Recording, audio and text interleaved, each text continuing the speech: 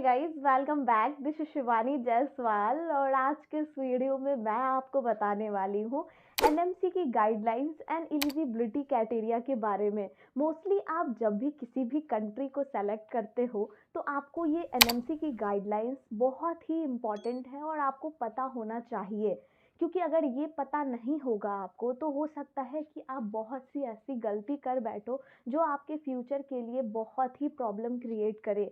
तो इसीलिए एनएमसी की गाइडलाइंस के बारे में आपको फुल डिटेल्स मैं बताने वाली हूँ। So make sure to watch this video till the end. So let's talk about your first rules. NMC की गाइडलाइंस के अनुसार फर्स्ट रूल्स ये कहती है कि आपका जो एमबीबीएस का कोर्स ड्यूरेशन है वो 54 मंथ्स का होना चाहिए। आप जिस भी कंट्री से एमबीबीएस कर रहे हो वहाँ से आपका कोर्स ड्यूरेशन जो है वो 54 मंथ्स का होना चाहिए, तभी आपकी डिग्री इंडिया में वैलिड होगी। अब यहाँ पे 54 मंथ्स का मतलब क्या?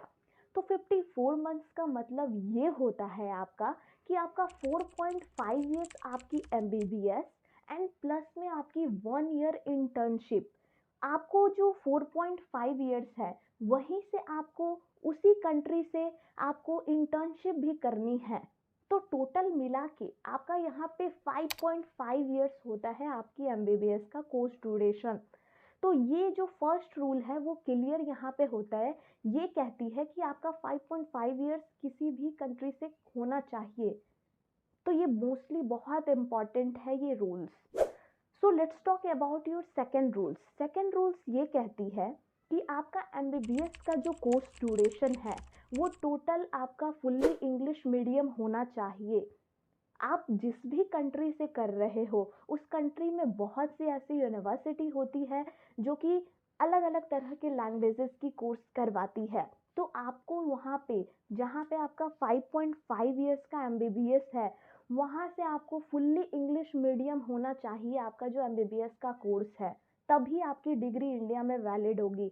अदरवाइज बाइलिंगुअल नहीं होना चाहिए, क्योंकि हर कंट्री अपने अपने जगह पे एक ऐसा नॉर्मली जो है वहाँ का रूल्स यानी कि वहाँ का जो हमारा लैंग्वेज है वो है, वहाँ का हर कंट्री का अपना अपना लैंग्वेज है। तो वो क्या करती है कि आपका 3 साल इंग्लिश में एंड 3 साल आपका वो लैंग्वेज जो वहाँ पे चलता है वो करती है, उसे बाइलिंगुअल कहते हैं।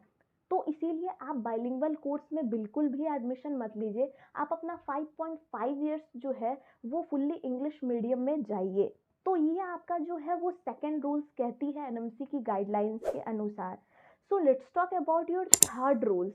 थर्ड रूल्स एनएमसी की गाइडलाइंस के अनुसार थर्ड रूल्स ये कहती है कि आपका जो यूनिवर्सिटी है, आप जिस भी कंट्री में जिस भी यूनिवर्सिटी से एमबीबीएस कर रहे हैं वो यूनिवर्सिटी WHO अप्रूव्ड होनी चाहिए। WHO वर्ल्ड हेल्थ ऑर्गेनाइजेशन से अप्रूव्ड होनी चाहिए। ये बहुत इंपॉर्टेंट है। बट ये आपको कैसे पता होगा? ये आप कैसे पता करोगे कि एक्चुअल में जो आपकी यूनिवर्सिटी है वो WHO अप्रूव्ड है? तो आप मुझसे कांटेक्ट कर सकते हो, मैं आपको सारी डिटेल्स बता सकती हूँ। अदरवाइज अगर आप खुद से जानना चाहते हो तो आप डायरेक्ट गूगल पे खोलकर अपने डिटेल्स ले सकते हो, आप वेबसाइट पे जाके चेक कर सकते हो जो भी यूनिवर्सिटी आप सेलेक्ट करोगे, ताकि जो आपका फ्यूचर है वो सिक्योर हो। यूनिवर्सिटी हमेशा WHO के रूल्स को फॉलो करनी चाहिए, ये आपका थर्ड रूल्स कहता है। सो let's talk about your fourth rules.